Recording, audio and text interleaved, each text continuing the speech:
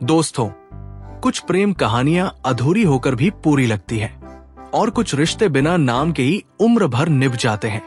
आज हम बात करने जा रहे हैं एक ऐसी ही कहानी की जो ना कभी खुलकर सामने आई, ना कभी किसी ने ऑफिशियली स्वीकार की, लेकिन फिर भी आज तक लोगों के दिलों में जिंदा है। ये कहानी है सुरों की मलिका लता मंगेशकर और क्रिकेट की दुनिया के शाही शख्स राज सिंह डूंगरपुर की।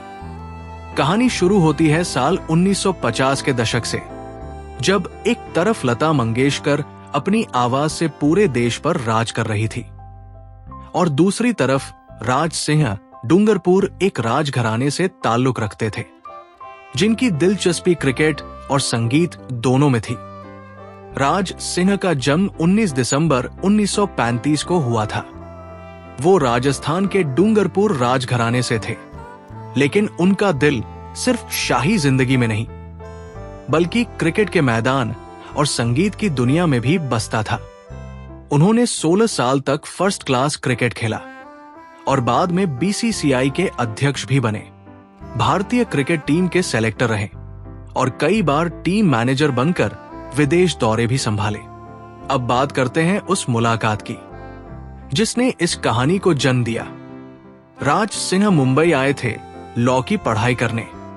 वहीं उनकी दोस्ती हुई हृदयनाथ मंगेशकर से, जो लता जी के छोटे भाई थे। हृदयनाथ भी क्रिकेट खेलते थे और यही क्रिकेट दोनों को करीब ले आया। धीरे धीरे राज सिंह का आना जाना मंगेशकर परिवार में होने लगा और यही पहली बार उनकी मुलाकात हुई लता मंगेशकर से। शुरुआत में ये सिर्फ एक सामान्य मुलाकात थी, लेकिन बातचीत बढ़ी और फिर दोस्ती में बदल गई। दोनों को संगीत से प्यार था, दोनों को क्रिकेट पसंद था और सबसे खास बात, दोनों एक दूसरे की इज्जत करते थे। यही वजह थी कि ये दोस्ती धीरे धीरे गहरी होती चली गई। कहा जाता है कि वक्त के साथ ये रिश्ता दोस्ती से आगे बढ़कर एक अनकहे प्यार में बदल गया। लेकिन हर प्यार की कहानी पूरी हो, ये जरूरी नहीं होता। राज सिंह ने जब अपनी पढ़ाई पूरी की तो वो वापस अपने घर डूंगरपुर लौट गए और उन्होंने अपने परिवार को बताया कि वो लता मंगेशकर से शादी करना चाहते हैं। लेकिन यहीं से इस कहानी में दर्द की शुरुआत होती है। राजघराने की अपनी परंपराएं थी। उनके परिवार को यह रिश्ता मंजूर नहीं था, क्योंकि वो चाहते थे कि राज सिंह की शादी किसी राजघराने की लड़की से ही हो। लता जी एक आम परिवार से थी, भले ही वो देश की सबसे बड़ी गायिका बन चुकी थी, लेकिन उस समय समाज की सोच अलग थी।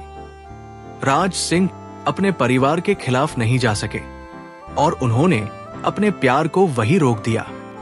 कभी कभी इंसान हालात से हार जाता है और यही हुआ इस कहानी में।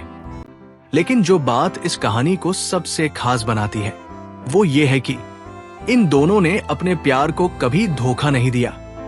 दोनों ने अपनी अपनी जिंदगी में शादी नहीं की, ना लता जी ने ना राज सिंह ने।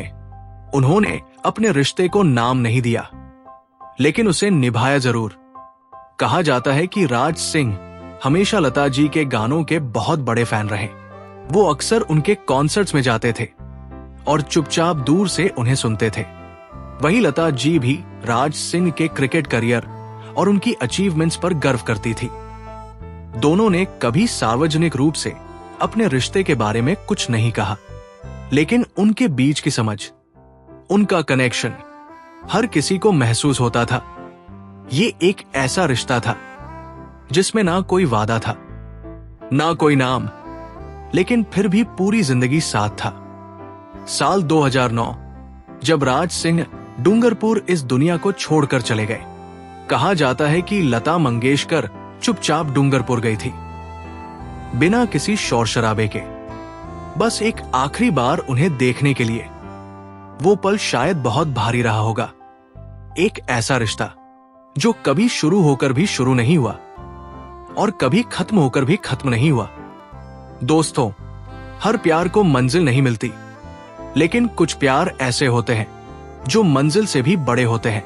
लता मंगेशकर और राज सिंह डूंगरपुर की ये कहानी हमें यही सिखाती है कि सच्चा प्यार हमेशा साथ रहने का नाम नहीं होता। कभी कभी दूर रहकर भी उसे निभाया जाता है। ये कहानी अधूरी जरूर है, लेकिन इसमें जो सच्चाई है, जो सम्मान है, वो इसे अमर बना देता है। और शायद इसलिए आज भी जब लोग इस कहानी को याद करते हैं तो उनकी आंखों में एक अजीब सी नमी आ जाती है, क्योंकि कुछ रिश्ते बस महसूस किए जाते हैं, कभी कहे नहीं जाते।